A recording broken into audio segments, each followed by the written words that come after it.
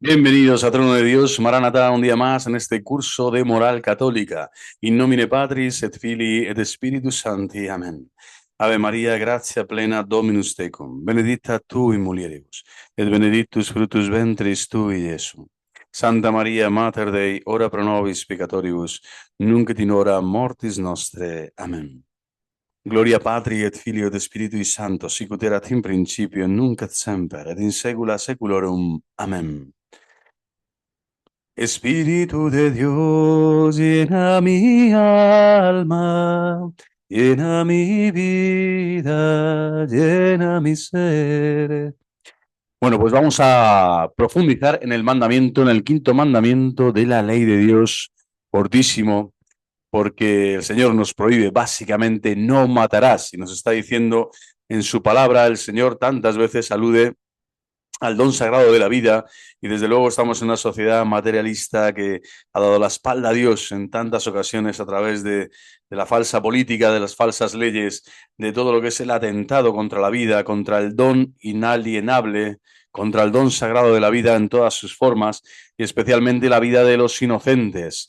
En el Evangelio de Marcos 9, 41, 50, nada más y nada menos que dice Jesús a sus discípulos: el que os dé a beber un vaso de agua porque sois de Cristo, sois de Cristo, en verdad os digo que no se quedará sin recompensa. Es decir, el Señor siempre es generoso con su gracia en aquellos, ¿no?, que ayudan al apostolado, que ayudan a la iglesia, que ayudan a los apóstoles y a las vírgenes consagradas a dar testimonio en el mundo de la verdad, que es Cristo, que es quien protege, salvaguarda y custodia la vida, la trascendencia, la condición trascendente del ser humano, que toda la iglesia siempre ha custodiado y ha predicado a lo largo de los siglos. Pero fijaros lo que dice: el que escandalice a uno de estos pequeñuelos que creen, más le valdría que le encajasen en el cuello una piedra de molino y que le echasen al mar. Si tu mano te induce a pecar, córtatela. Más te vale entrar manco en la vida que ir con las dos manos a la ajena, al fuego que no se apaga. Palabra de Cristo. Cristo está hablando directamente, está diciendo que la realidad escatológica del hombre es esta: puedes dar por entero lo mejor de ti a Dios y a los hermanos, custodiando la vida que es sagrada, o puedes quitarla y está aludiendo a este mandamiento de no matarás, quinto mandamiento de la ley divina, inscrito en nuestros corazones, ¿no? Si tu mano te induce a pecar, córtatela. Más te vale entrar manco, etcétera. Si tu ojo, ¿no?, si tu pie te induce a pecar, córtatelo. Más te vale entrar cojo en la vida que ser echado con los dos pies en la ajena. Y si tu ojo te induce a pecar, sácatelo. Más te vale entrar tuerto en el reino de Dios que ser echado con los dos ojos en la ajena. Donde el gusano no muere y el fuego no se apaga, todos serán salados a fuego. Buena es la sal, pero si la sal se vuelve sosa, ¿con qué la salaréis? Tened sal entre vosotros y vivid en paz unos con otros. Palabra del Señor. Gloria a ti, Señor Jesús. Gloria a Dei, como vivens, vita homini vicio Dei. Bueno, la gloria de Dios, desde luego, es que el hombre viva, decía San Ireneo de León, y sin duda alguna que el hombre viva es precisamente que Dios vea al hombre en todas las cosas y el hombre ve a Dios en todas las cosas. Esta relación de amor, esta relación de mirada, de corazones, viendo que todo es sagrado, que el cosmos entero, el cosmos en lo micro y en lo macro, tiene que ser custodiado porque es completamente abrazado por Dios, que es creador y padre y origen de toda vida, pues tiene que ser el origen de nuestra fe. En el origen de nuestra fe está custodiar la vida. Cristo viene y precisamente da muerte a la muerte, dando la vida, dando su vida, restaura nuestra vida porque estábamos muertos y ahora, ya muertos al pecado, somos vivos, vivimos para Dios, ¿no? Y por eso podemos ser testimonio de Cristo. Y todo esto pues alude básicamente a esto que decía, ¿no?, que el escándalo contra los más pequeños, contra el vulnerable, el inocente, de todas las edades, de todas las épocas y de todas las latitudes del planeta, siempre han sido los que van a ser el cortejo sagrado, el cortejo más cercano en el reino de los cielos, en el reino de Dios, de Cristo mismo, los santos inocentes que acompañan a lo largo de la historia. Y ahí está toda esa ingente nube de mártires, llena de bendición, llena con esas palmas del martirio que son de victoria, porque la fe trasciende la muerte física y nos abre a esta vida espiritual, que es la que Cristo nos alude y nos dice que por eso tenemos que cuidar el ojo, la mano, el pie, de caer en este pecado terrible, que es matar al hermano, matar al prójimo, matar a Dios en nuestra alma, en definitiva, matar la gracia de Dios en nuestra vida. Bueno, pues vamos a recorrer sucintamente, pero con profundidad, este mandamiento de la ley de Dios: no matarás. Y seguro que, como en todos los vídeos, descubrimos cosas interesantes y cosas nuevas, siempre desde la perspectiva moral católica, que es clara, que es meridianamente maravillosa, y que cualquier persona, con toda la lógica que tiene y toda la luz que tiene la fe, pues tiene que asentir. Tiene que asentir. Credere es cum ascensione cogitare, decía San Agustín, ¿no? Creer es pensar bien con asentimiento, el asentimiento de la voluntad, del entendimiento, de la imaginación. Es decir, realmente aquí hay una revelación. Cuando Dios nos ordena esto en la ley divina, es porque es un bien para nosotros comprender toda la verdad de la realidad, toda la verdad de la realidad. Y tenemos una comprensión, una sed de comprensión absoluta. Siempre será limitada en cuanto a Dios, porque Dios siempre hay una parte de misterio que solo en el más allá comprenderemos esa parte que Él quiera revelarnos, pero aquí en la tierra tenemos claramente prefigurado el camino, el plan de salvación y el camino por el que tenemos que transitar para tener esa vida eterna, esa vida que no pasa jamás, ¿no? En tiempo y eternidad, si cumplimos estos mandamientos, sabemos que vamos a estar en comunión con Dios y no vamos a escandalizar a los más pequeños, al inocente, al vulnerable. Al contrario, nos pondremos al servicio de la iglesia del más pequeño, es decir, de la fe, ¿no? Y de la vida en todo momento, de toda persona y de toda familia, en la casa de Dios y en la casa de este mundo que pasa, ¿no? Y al que tenemos que dar testimonio de esta gran verdad. ¿Qué nos ordena? Comenzamos el quinto mandamiento: no matarás. Nos ordena respetar toda vida humana inocente desde el momento de la concepción hasta su muerte. Esto ya es claro, ¿no? Muchísimas culturas, ¿no? De otras latitudes e incluso falsas religiones, ¿no? Pues han considerado a veces, no han tenido claro para nada, ¿no? Que el momento de la concepción y el momento de esa concepción, sí, de la vida nueva, ya es algo sagrado, y que esto es hasta la muerte. Y por lo tanto, jamás puedes hacer un trueque con dioses, ¿no? Ahí están los dioses paganos, ¿no? Y todas esas falsas religiones panteístas o animistas o bien simplemente diabólicas, ¿no? Que había, que les llaman religiones, pero bueno, que al final son ritos ofrecían, ¿no?, víctimas, ¿no?, de expiación al dios de turno. Por lo tanto, ya de primeras, la ley divina revelada a Moisés en el Sinaí por Dios nuestro Señor ya pone este límite, esta orden clarísima en la conciencia y en el corazón del hombre para que jamás toque la vida de nadie, ni de un nonato, ¿no?, alguien que todavía no ha nacido, un nasciturus, alguien que está, un embrión humano, y por lo tanto ya los griegos, por ejemplo, descartaban, decían este sí, este no, o sea, ningún tipo de aborto, de eugenesia, desde el momento mismo de la concepción, desde que hay vida. La vida tiene que ser custodiada, protegida, recibida con amor, con entusiasmo y con agradecimiento a Dios que ha creado ese ser, ¿no? Hasta la muerte, y vemos hoy pues todo lo que se está ¿no?, realmente extendiendo por el mundo, ¿no? Con la ley de eutanasia aquí en España hace ya más de 5 años creo que se aprobó. Es terrible, ¿no? El grado de diabólico, ¿no?, al que ha llegado, de perversión, al que ha llegado la mente de los hombres que se separan de la ley divina. Cuando te separas de la ley divina, no respetas ni el momento de la concepción, ni el momento durante la vida, ¿no? Porque no respetas la vida espiritual, además, ¿no? Y crees que el adulto debe ser más respetado y por lo tanto sus derechos y libertades van contra el sujeto más vulnerable. Hay de aquellos que escandalizan a estos pequeños, decía Cristo, no más les valdría, ¿no?, una piedra en el cuello. Es terrible, ¿eh? La palabra del Señor, y la condena a todas aquellas personas que abusan, ¿no?, con este delito contumaz, con este acto tan grave, tan inmoral, que es acabar con la vida de seres inocentes, como es el aborto, pero además hacerlo lucrándose a lo bestia, ¿no? Cuando lo que van a tener eso simplemente es una caverna en el infierno si no se convierten. Solo si hay conversión habrá vida. Si ya estás viviendo en la muerte porque no respetas la muerte desde la concepción, estás muerto, ¿no? Y así mismo pasa con los ancianos, ¿no? Hay personas que pueden estar en situación de vulnerabilidad o porque viven solas o porque ya están hastiados de la vida, nadie les ha dado un sentido espiritual, fortaleza en estos momentos de la vejez, y justo deciden o maldeciden entre ellos y sus propios familiares su suicidio asistido. O sea, un suicidio asistido, ¿no?, que no deja de ser un homicidio una complicidad en un homicidio claro, ¿no?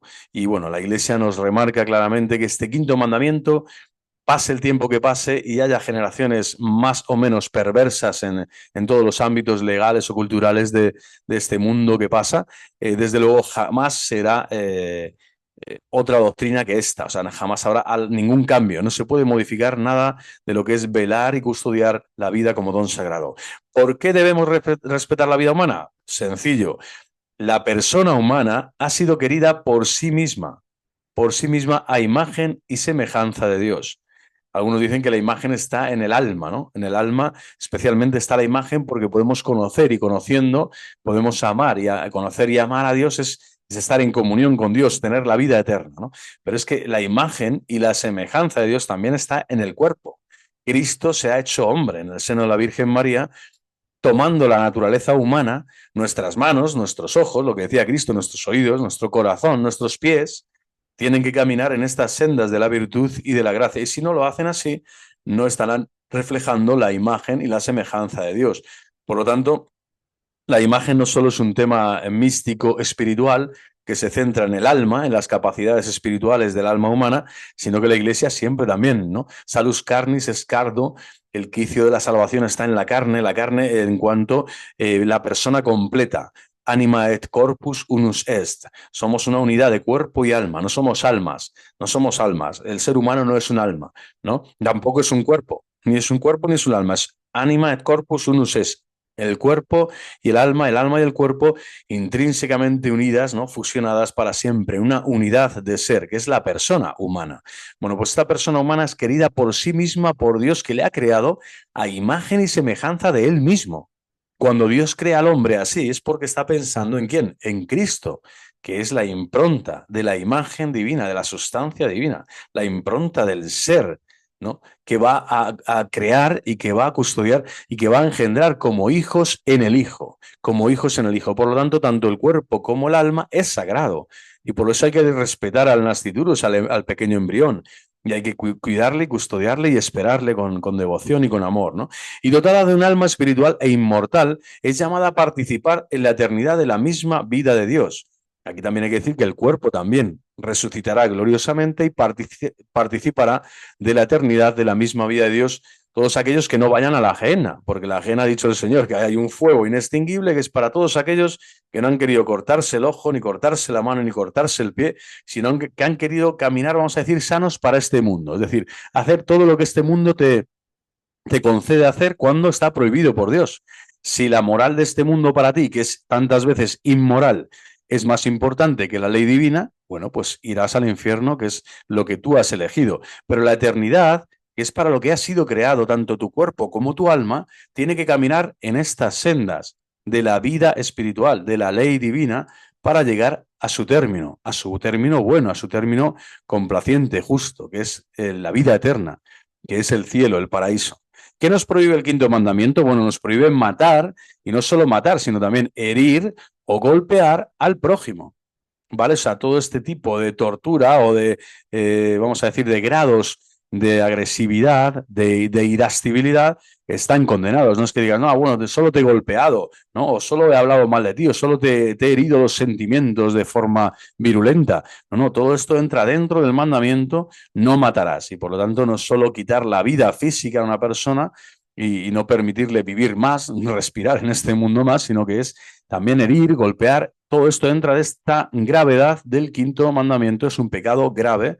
Por lo tanto, tenemos que evitar y tenemos que pedirle la fortaleza al Señor para tener ese dominio propio, ese dominio de sí, que es un fruto del Espíritu Santo, para aguantar y soportar la tribulación, la persecución, el descarte, la crítica de cualquier persona que quiera hacerte mal. Jamás está justificada la violencia, jamás está justificado el hacer el mal a otro. Cuando, eso sí, en la Iglesia ha habido normas para hacer guerras justas, cuando esto ha sido en defensa legítima. O sea, hay toda una moral ahí que sí que se puede tratar en otro momento, pero desde luego estamos hablando aquí de matar, herir y golpear sin ningún sentido. O sea, en el único sentido de hacerlo, ¿no? Con gratuidad y por capricho. Entonces ahí no tiene ningún sentido, ahí es donde está el pecado, ¿no? Dañar de cualquier otro modo su vida corporal o espiritual y también Ofenderlo, como decíamos, con palabras injuriosas o desearle el mal. Ya el solo deseo de que alguien, ¿no? Deseas el mal a alguien, ya estás dentro también de esta órbita nefasta y putrefacta del pecado, del atentado, ¿no? Contra el quinto mandamiento de la ley divina y por lo tanto cayendo en pecado grave. Prohíbe también dañar nuestra propia vida, sobre todo suprimirla con el suicidio. Aquí está, pues imaginaos el alcohol, las drogas, cualquier tipo de sustancia, cualquier tipo de vejación a tu propio cuerpo, de anomalía, de costumbre que es insalubre, que te hace daño, ¿no? De todo lo que son los vicios y las costumbres malas para tu cuerpo entran dentro de este quinto mandamiento y sobre todo suprimirla con el suicidio, ¿no? Claro, o sea, no solo ya está refiriéndose al prójimo, sino también a ti mismo. Jamás puedes quitarte la vida, sea lo que te pase, lo que te suceda. Es que no está justificado jamás. Entonces, este principio moral es divino, es de ley divina y por lo tanto debe ser respetado, escuchado, obedecido y querido y abrazado así, ¿no? Yo tengo la ELA, no, se me ha venido un cáncer, tengo un accidente de tráfico y me quedé en silla de ruedas, tal, estoy con una depresión, llevo muchos años luchando contra ella y no puedo salvarme de esto, he caído en, no sé, en cualquier tipo de mal psicológico, espiritual, no puedes nunca, jamás, no se puede justificar el atentado contra la propia vida, ni contra la vida del prójimo, ni contra la propia. Hay casos en los cuales es lícito matar, aquí vamos a ver, que están limitados a la legítima defensa personal o también del bien común de la sociedad. Es decir, aquí estamos hablando de guerra directamente contra el malo, contra la maldad de alguien que pueda, entonces uno puede alistarse. Aquí en España se alistaron en la División Azul, se alistaron en el ejército tantos hombres, ¿no? Que querían luchar por el catolicismo, por la libertad religiosa, por poder combatir al comunismo, que era el ateísmo práctico más atroz y más satánico de aquel momento. Ahora lo es el neoliberalismo capitalista, tan dramático y tan trágico, o peor todavía que ese comunismo que mataba los cuerpos, pero y matando el cuerpo también tantas veces, ¿no? El alma, pero infligía daños, pero hoy es peor todavía, ¿no? Porque es la vejación y la persecución espiritual del materialismo y del nihilismo, ¿no? De no dar sentido a nada y de hacer que la religión sea una especie no sé, de algo anacrónico o una especie de fake, ¿no? Cuando es la experiencia más profunda, más maravillosa, más humana que puede tener una persona, ¿no? Entonces, todo lo que atenta contra la libertad religiosa verdadera, etcétera, bueno, aquí está, ¿no? A eso lo puedes defender y también tu propia conciencia, por lo tanto, o sea, la conciencia del cristiano jamás puede ser aplastada, lo decíamos en el mandamiento, en el cuarto mandamiento de la ley divina, honrar a los padres al padre y a la madre, y a las autoridades legítimas, tampoco puede la conciencia personal ser sofocada, ser aplastada, ser ninguneada, ser manipulada por ninguna institución de este mundo, sino que es la ley divina la que tiene que regir, gobernar y santificar nuestro día a día, nuestras decisiones y nuestra resistencia. La resistencia para seguir siempre haciendo el bien, perseverar en el don de hacer el bien, perseverar en el don de la bondad de Dios, ¿no? Que podemos rezumar, podemos reflejar siempre que estemos en sintonía con esa legítima defensa, con ese bien común que tenemos que defender, tenemos la obligación de defenderlo. Por lo tanto, atentas contra el quinto mandamiento si no defiendes legítimamente los derechos fundamentales de las personas, los deberes fundamentales de las personas, el bien común de la sociedad, si no te importa tu patria, lo que está sucediendo en el día a día, en la actualidad. Es decir, si no estás incardinado en los problemas reales de la sociedad, también estás, de algún modo, estás delinquiendo, estás matándote porque no estás defendiendo el bien y la verdad y la justicia en el día a día, en tu vida cotidiana, en tu vida social, en tu vida familiar, con las obligaciones que eso conlleva, ¿no? En tu día a día. Sin embargo, que no haya ningún otro modo de obtener el resultado deseado, ¿vale? Está diciendo que esta legítima defensa, por lo tanto, estos casos de matar o de agredir a alguien, herir o golpear, dentro de la legítima defensa y del bien común, se tienen que dar siempre en tanto y en cuanto no haya ningún otro modo de obtener el resultado deseado. Yo diría hoy que prácticamente hay muy pocos modos, ¿no? Porque vemos que el sistema, o sea, tanto la democracia como tantos demoniocracia como otros sistemas son no solo caducos, sino son tan imperfectos y tan enseñoreados en su propio positivismo jurídico, en su propia deslealtad con la ley divina, con la ley natural, en su propia deshonra moral, porque francamente son una panda de bandidos, ¿no? Todos aquellos que dictan las leyes ordinarias, orgánicas, reglamentos, póngale las normativas que quieran, los impuestos, tal, las dictan desde el poder de la injusticia, desde el poder del más fuerte, desde el poder del dinero, desde el poder del abuso, del dominio, ¿no? Sobre el débil, pues desde luego está justificadísimo, ¿no? Está justificadísimo que el hombre, ¿no? Que el hombre se asocie y se levante también, ¿no? Y se levante y defienda legítimamente, ya digo, su conciencia y se asocie para defender el bien común de la sociedad civil si se ve atenazada, ¿no? Lo que pasa es que hoy es todo tan civilino y tan engañoso que te van metiendo poco a poco, ¿no? Como esa rana que te meten en la olla y poco a poco te vas cociendo y no te das cuenta, ¿no? Bueno, pues hay que despertarse y también saber que a veces es como que parece que no hay otra manera de hacerlo, ¿no? No hay otro resultado deseado. Es verdad que el cristiano siempre ha puesto la otra mejilla en el sentido literal, tantas veces ha vivido rezumando paz e intentando buscar el bien común y por lo tanto hablar en la concordia, ser pacífico por naturaleza, ¿no? Bienaventurados los pacíficos, nos dice el Señor, pero desde luego también está entroncada en esta verdad del quinto mandamiento en la licitud, no está diciendo la virtud, ni está diciendo la obligación, ni el mandato de Dios, pero sí la licitud de hacer daño al prójimo. ¿Cuándo? Cuando va contra la defensa legítima, cuando va contra el bien común de la sociedad. Y eso se está dando hoy. A veces dices, no hay más remedio, ¿eh? Bueno, jamás es lícito el aborto. El aborto directo, aquí te dices, como pregunta, ¿no? Si el aborto es lícito, ¿no? En algún caso. Bueno, la eliminación de una vida humana inocente es en sí mismo un abominable delito. Esto es lo que piensa la Iglesia, lo que piensa Cristo, lo que piensa, por lo tanto, todo cristiano de bien. Es un abominable delito. No tiene justificación ninguna en ninguno de sus supuestos o presupuestos o, vamos, denigrantes argumentos. La Iglesia condena con la excomunión este gravísimo pecado. Esto es así, o sea, más distancia, más antagonismo, mayor conflicto no cabe, ¿no? Con el mundo ahora mismo que defiende esa progresía falsa, ¿no? Esa libertad individual, esa autonomía delirante, ¿no? Y lo que hace es caer en esto, en la excomunión, que básicamente es la separación de Dios en el alma de la persona muere y si no se arrepiente no volverá a vivir, o sea, se queda ahí. Entonces experimenta la muerte y por lo tanto es un pecado gravísimo y la Iglesia lo que te hace es avisarte.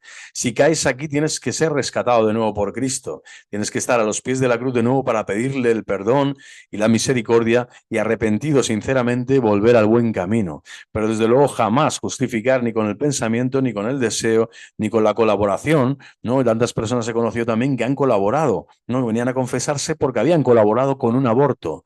Gravísimo, gravísimo, un mal consejo. Se habían complacido en aquello, habían dado dinero, habían ofrecido tantos padres, ¿no? Son los causantes primeros, ¿no? Originales de ese pecado que después la hija o el hijo va a cometer.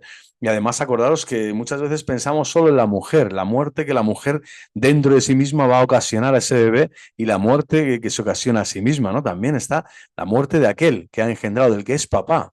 El que es papá también sufre esta excomunión y todas aquellas personas que han colaborado con este delito gravísimo.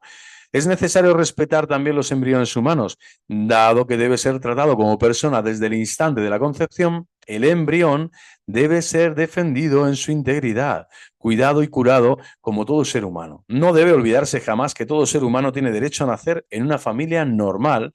Normal lo pone entre comillas porque hay una cantidad, ¿no? No hay ninguna que sea igual, no existe una persona idéntica en el mundo, pues imaginaros una familia.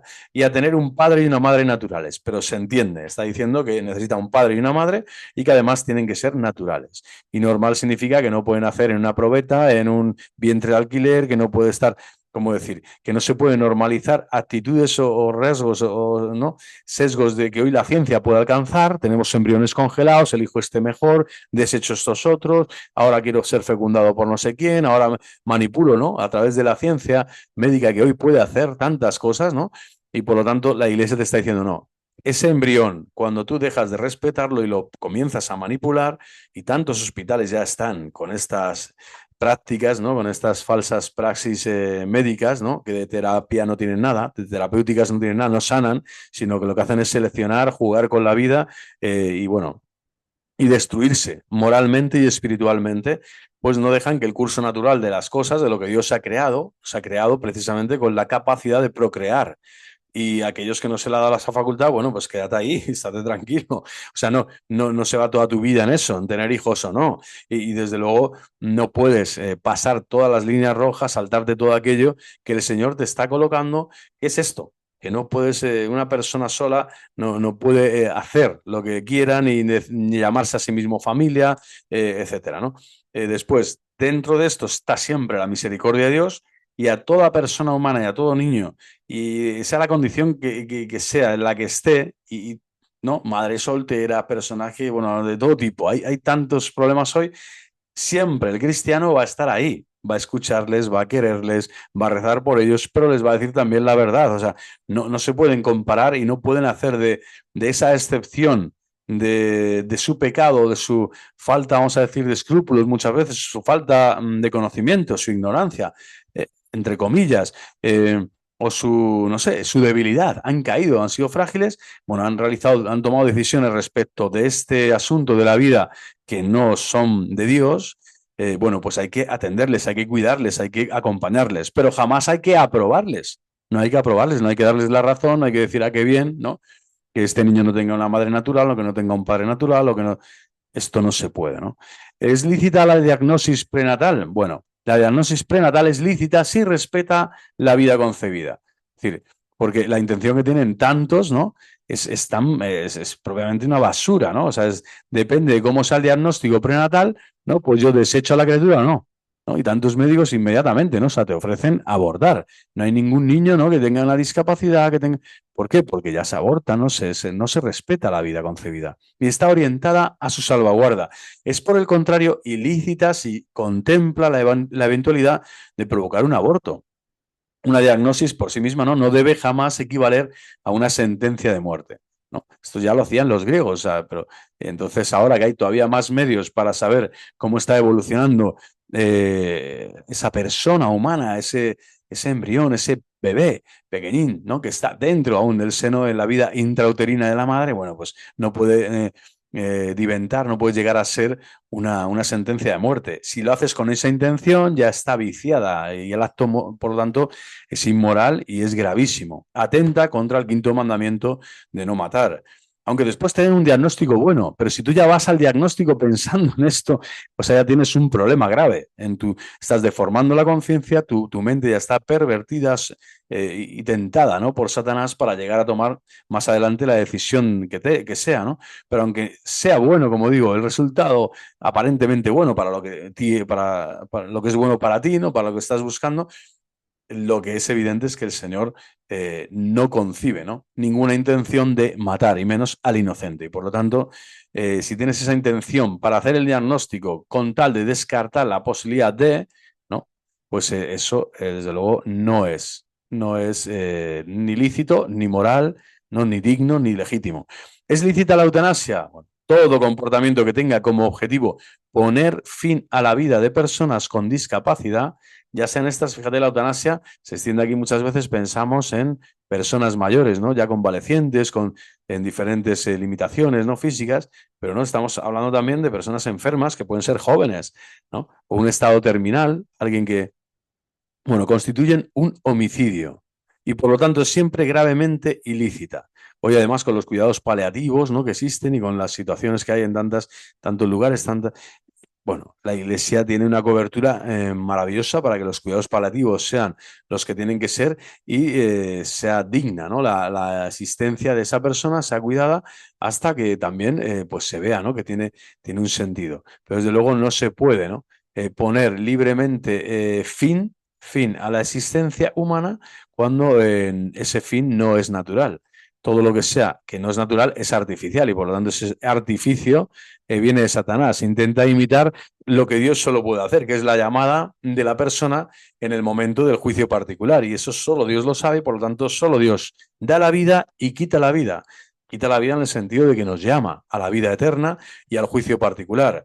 Aquellos que estén preparados, pues irán al cielo, y aquellos que no, pues al infierno. Quien la pide para sí mismo es culpable de suicidio. Esto lo que no se puede hacer es esto, ¿no? Yo la pido para otro o para mí mismo, pues al final estás cayendo en un pecado gravísimo, y esta es la formación de la conciencia. No podemos decir ni pensar otra cosa que no sea esto. No porque lo piense yo, lo piense la Iglesia, no, antes lo ha pensado Dios. Esta es la ley de Dios para ti y para mí. La Iglesia lo que hace es recibir y acoger la ley divina y predicarla. Y Cristo lo que viene es a llevar esta ley a plenitud, ¿no? Gracia tras gracia, y la ley la ha puesto ya en el máximo esplendor de la verdad, ¿no?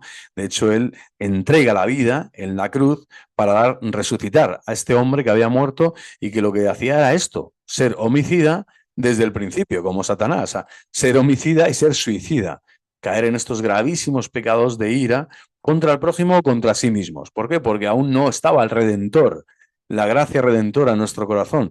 Pero el problema es que hoy el Señor sigue ofreciendo, sea, a todos ya, con el cáliz de la salvación, es decir, con la sangre que ha derramado por cada uno de nosotros para que nos convirtamos y no caigamos en estos pecados tan graves. Ya la sangre de Cristo ha sido derramada para el perdón de los pecados, para el perdón de los pecados. Si tú dejas que esa sangre te toque y te perdone los pecados, bueno, verás que el diagnóstico que hace Dios de ti es esto: que es posible hacer el bien, que es posible realizar la voluntad de Dios, que es posible caminar en santidad, que es posible respetar la vida en todo momento, en toda condición, en todo lugar.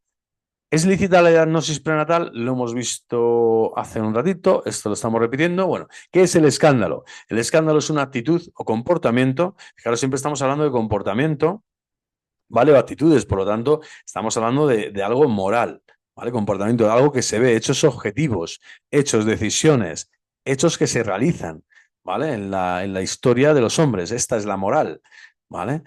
Induce a otros a hacer el mal. Este es el escándalo, ¿no? Y hay de aquellos, hemos leído en el Evangelio de Marcos, hay de aquellos que escandalizan a uno de estos pequeñuelos, ¿no?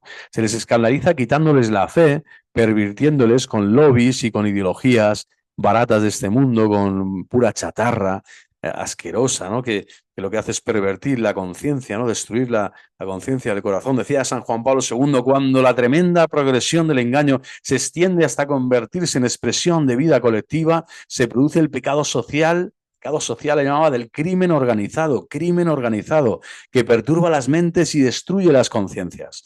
Imaginaros, ¿no?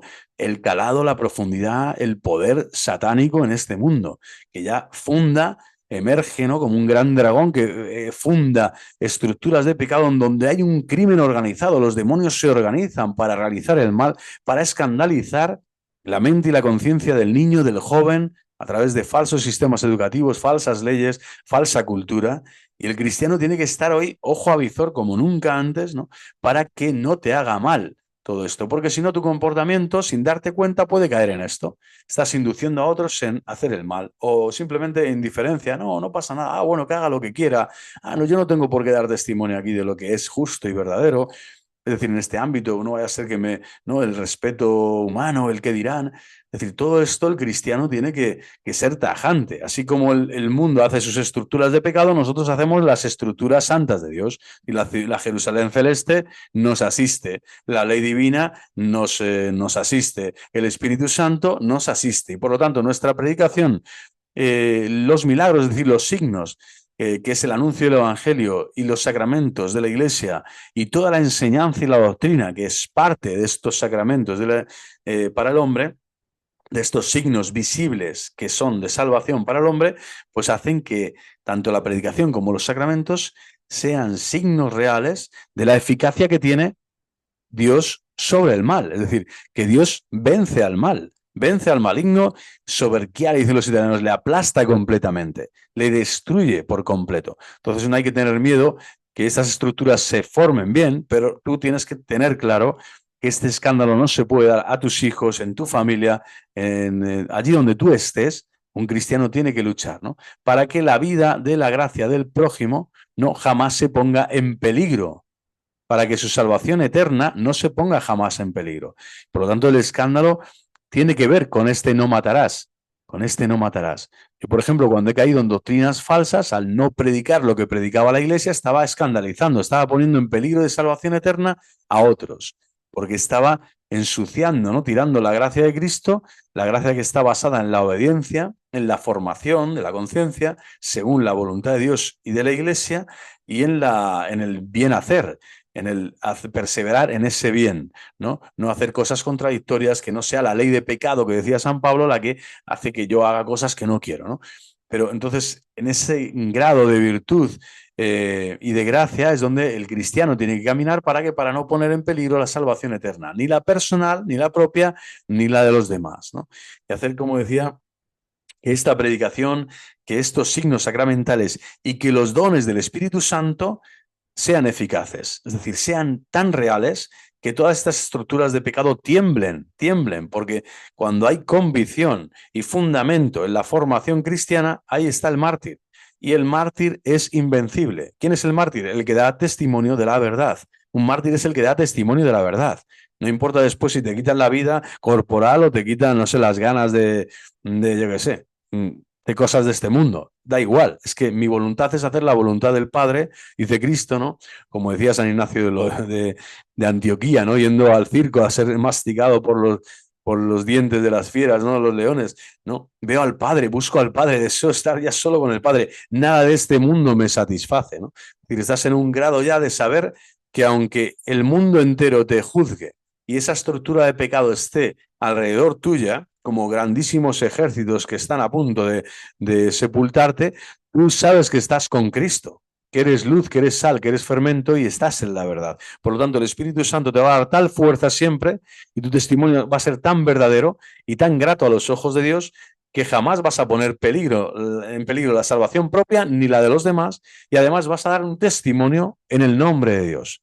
Es decir, un testimonio luminoso para todos. Así es la vida de los mártires, de los santos, en la iglesia de los santos mártires, que han sembrado, que han llenado el campo de esta vida temporal de testimonios preciosos, ¿no? Donde han dicho, mira, mi fe, mi conciencia cristiana y mi corazón están muy por encima de las cosas de este mundo, que vamos, es pura baratija. Todo lo considero basura, basura, realmente basura, en comparación con el conocimiento de Cristo Jesús, Señor nuestro, decía San Pablo. ¿Qué debe hacer el que ha dañado al prójimo en el cuerpo o en el alma? Quien ha dañado al prójimo en el cuerpo o en el alma, no basta que se confiese, sino que debe reparar el mal ocasionado, resarciendo los daños. Y esto es importante, ¿vale? No solo tiene que haber confesión, sino que tiene que haber reparación, ¿vale? La confesión sacramental es obvia para quitarte la culpa, pero la reparación es fundamental, y esa reparación de todo tipo, material, psicológica, espiritual, toda la que quieras, retractando los errores enseñados y dando buen ejemplo. Véase, no sé, un terrorista, ¿no? Convertido ahora en cristiano, en misionero, en la iglesia, ¿vale? Una persona que ha matado, un médico que ha estado en la clínica Dator aquí en Madrid o en cualquier otra, que por fin cae de rodillas a los pies de Cristo crucificado y le pide perdón por haber sido un salvaje asesino de niños inocentes durante décadas, ¿no? Tantos milagros de conversión en lugares como Medjugorje u otros en la vida de la iglesia actuales, donde hay testimonios, ¿no?, reales de médicos y doctores.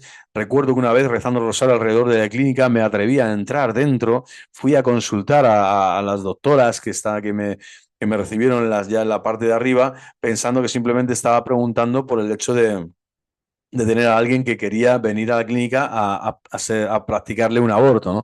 Yo venía con la cruz en el pecho, en ese momento era seminarista, y lo que hice fueron varias preguntas, ¿no? ¿Realmente aquí estáis haciendo esto con los bebés? O sea, vienen las madres, tal, etcétera. Entonces, bueno, me miraron absortos, no entendían nada. Bueno, al final llamaron a otra persona, tal, para que poco a poco me echaron de allí. Pero fue tremendo ver la mirada de muerte letal. Yo jamás he visto la mirada de un demonio encarnado en alguien. Y lo vi en aquellas mujeres en concreto que estaban ayudando a dar muerte a niños inocentes por dinero. No había ningún hombre responsable en ese momento, pero también los hay, o sea, dentro de esa estructura de pecado terrorífica. Y bueno, allí es eso, son celdas del mismísimo infierno. Allí solo el Averno está allí espiritualmente, y los ángeles de Dios que rezan, interceden por cada una de las mujeres y familias que acuden a este medio tan atroz, ¿no? Asesinar a un inocente.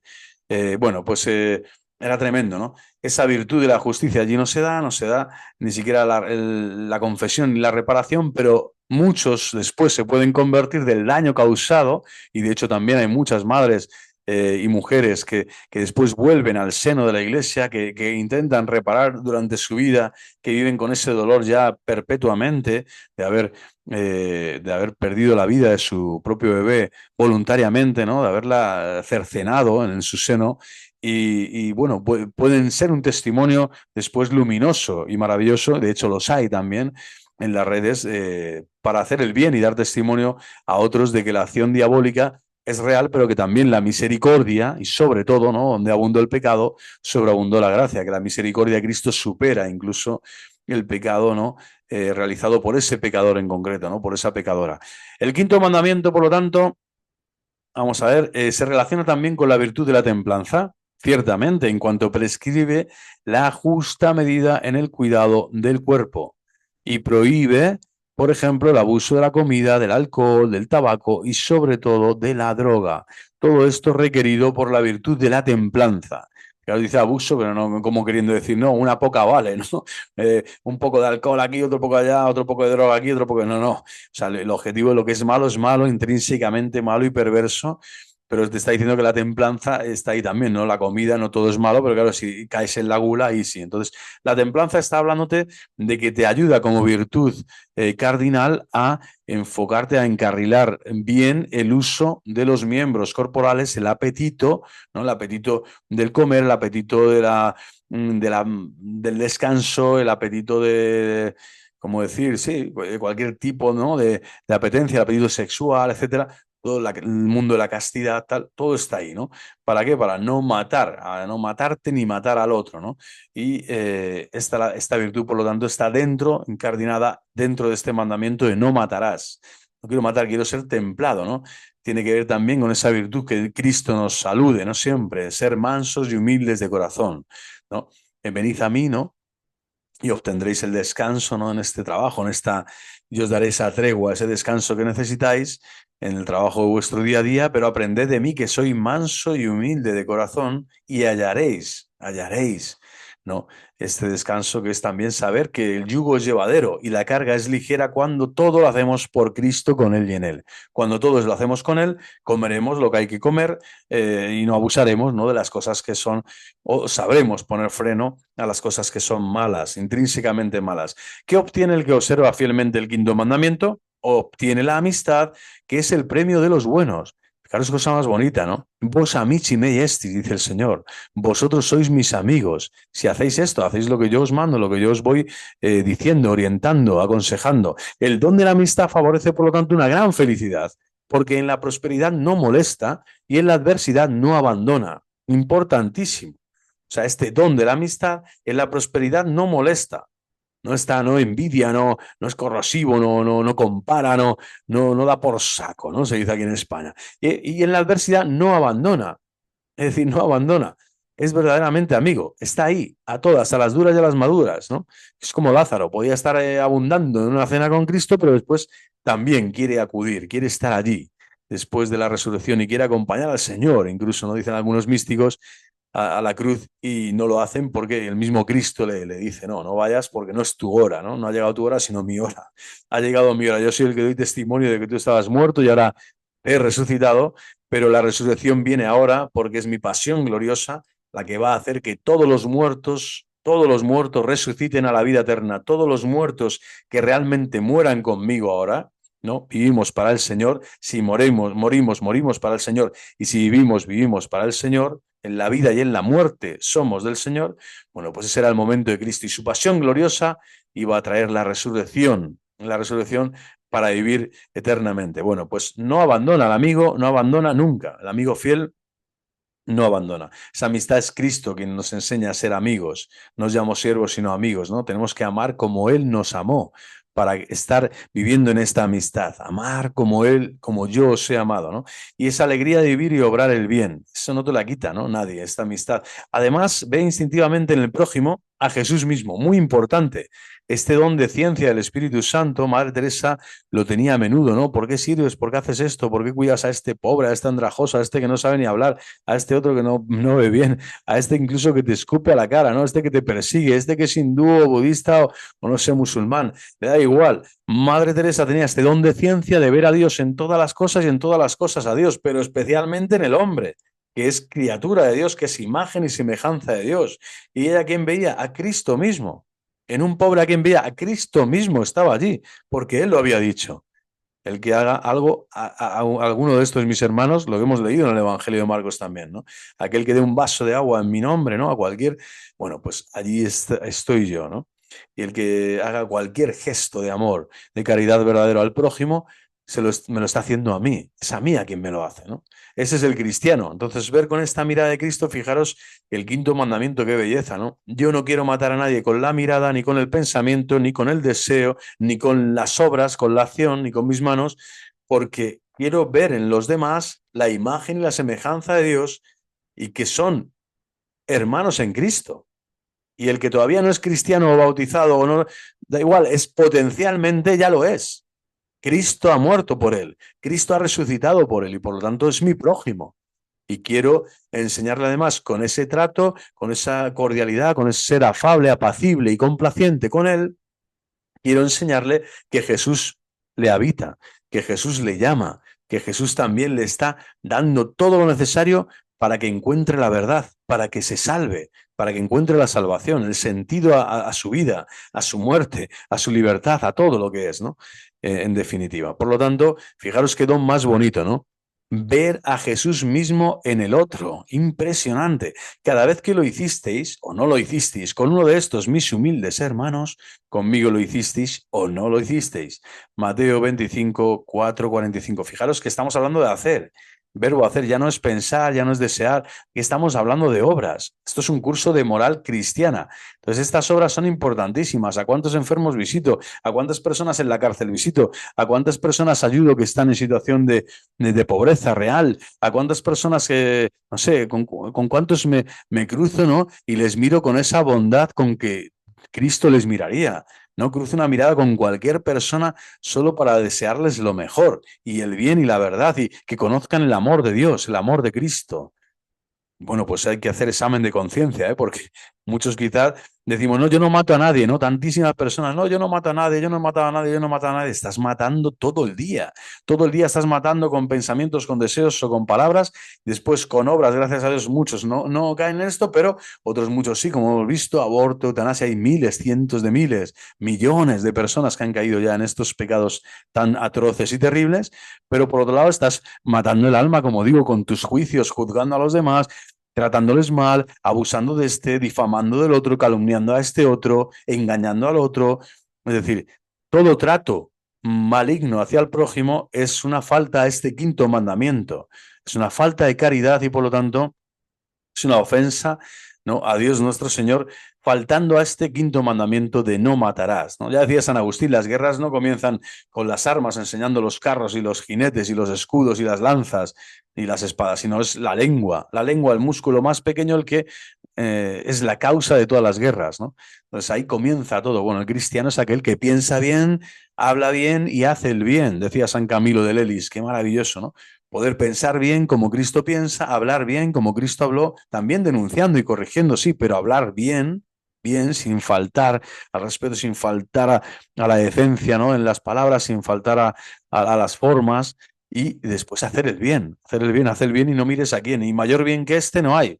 Ofrecer la fe a los hombres, ¿no? Ofrecerles a Jesús mismo, intentando pedir al Espíritu Santo este don precioso que es el don de ciencia, ver a Dios en los demás y los demás a Dios. Sí, aunque sea de otra raza, de otro color, de otro lugar, de otras maneras, de otras costumbres. Hacer esto es un don inmenso del Espíritu Santo. Y Cristo por eso pudo atender a la fenicia y al samaritano y a la samaritana y al romano y al pagano y al fariseo y al celota. Es decir, a todos, ¿no?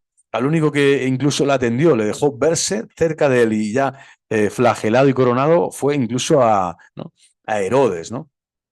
Al mismísimo Bueno, pues a todos, ¿no? El Señor, la verdad del amor se va a acercar siempre a todos, ¿no? A Pilatos, tal, a todos. Y ya depende de uno, ¿no? Pero qué maravilla poder hacer como Cristo hizo, ¿no? Las cosas con la misma vida y la misma gracia con la que Cristo lo hizo. Porque para esto el Señor nos ha dado la gracia de cumplir estos mandamientos, porque ahora ya podemos realizar este cumplimiento sin cumplirlo y mintiendo, ¿no? Cumplo y miento, ¿no? Ahora puede ser un cumplimiento real porque la promesa se ha encarnado en nosotros. La promesa es que el Espíritu Santo ha sido derramado en nuestros corazones. Y por eso ahora puedo alcanzar este don de ciencia, ver en los demás, ¿no?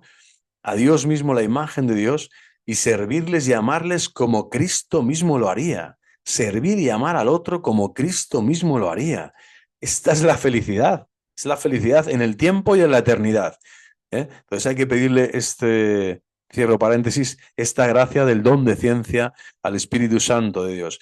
Por tanto, ¿qué obtiene el que observa fielmente el quinto mandamiento? Respeta al prójimo en su identidad cultural, religiosa, religiosa, ¿vale? No manipula, no cosifica, no presiona, ¿no?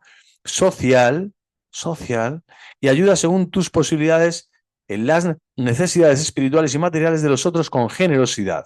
Con generosidad. Aquí vuelve también aquello del cuarto mandamiento, ¿no? Que hablamos mucho de la generosidad, de la limosna, ¿no? Del compartir los bienes de este, de esta coinonía, de esta comunidad donde se comparte todo, ¿no? Todo lo tenían en común, Hechos de los Apóstoles, Hechos 2. Bueno, pues qué maravilla, ¿no?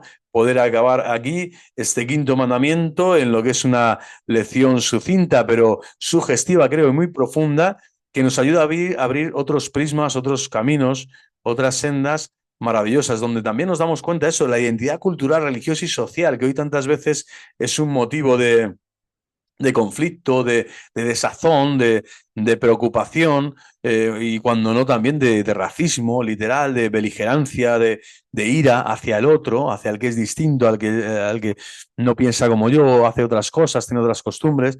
Bueno, pues el Señor claramente nos demarca también, nos delinea en este quinto mandamiento que tenemos que tener esta ley divina inscrita en nuestro corazón y que el cristiano tiene ciudadanía del cielo y por lo que lucha es por la ciudad eterna y que su patria celeste es más importante incluso que su patria aquí, de la tierra, y que la tierra y la sangre no son los criterios principales de la ética, de la moral cristiana, sino todo lo contrario. Muchas veces son los límites, ¿no? Las banderas, las fronteras, las razas son límites para expresar una falsa identidad, ¿no? Una identidad que es más de este mundo que la cristiana. El cristiano católico tiene una identidad cristiana que significa universal, católica.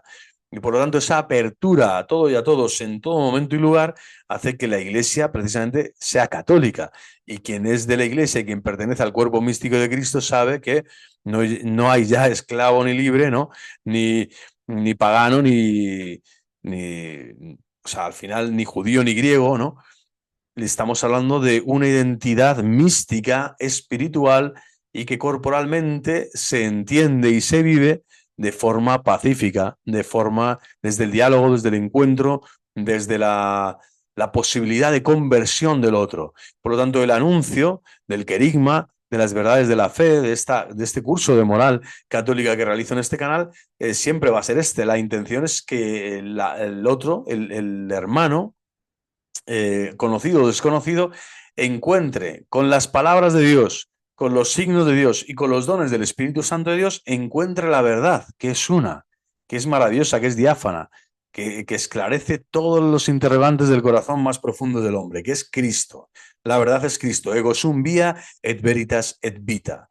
Pero para llegar a esta identidad, a esta expresión de la buena nueva, a esta salvación eterna, jamás puedo, ¿no? El fin no justifica los medios, jamás puedo caer en la tentación, ¿no? De que la tierra, la sangre, la defensa, vamos a decir, a toda costa, ¿no? Con las armas y con la beligerancia siempre puesta en la mente y en el corazón, sean motivos de lucha, motivos de mayores abusos, motivos de escarnio, ¿no? De dominación, al final una ideología más, ¿no? Convertir una ideología más de aquella defensa legítima que hablábamos antes, ¿no?